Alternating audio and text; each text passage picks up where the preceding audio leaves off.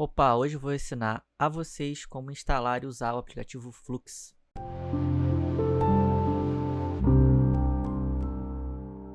Bem-vindo ao canal, esse é o nosso primeiro vídeo de recomendação, no caso aqui de aplicativos para você colocar no seu computador, para deixar muito mais agradável, muito mais aconchegante. O nosso canal vai ser todo voltado nesse tema de deixar o seu entretenimento, o jogo, o uso do seu computador bem mais tranquilo, mais relaxante. E esse aplicativo é justamente isso.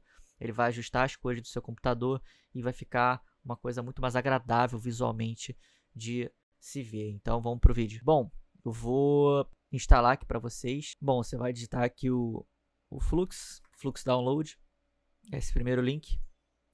Vai clicar, vai botar para baixar. Depois de baixado, não muda o nome que ele vem, só botar para executar, aceitar e pronto. Essa telinha aqui que aparece, esse código, ele pede o seu CEP. Então, eu vou botar aqui meu CEP aqui. Ele pede o seu CEP mais para saber aonde que você está. Então, para ajustar as cores.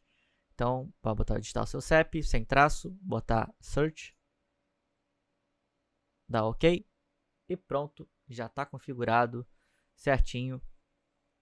Se você quiser desligar ele alguma hora, você vai aqui nessa barrinha aqui.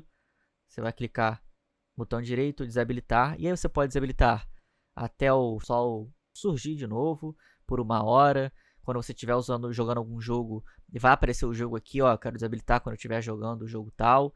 E se você quiser só fechar o aplicativo, é só você dar o exit aqui e pronto, ele volta ao normal, ok? E no próximo vídeo eu vou estar falando de outra coisa que também deixa a gente muito fora do sério, já deixa a gente estressado antes de entrar em qualquer jogo, que são as redes sociais, e eu vou estar deixando o card aqui à direita para vocês assistirem. E não se esqueça de se inscrever no canal. Muito obrigado aí pela ajuda.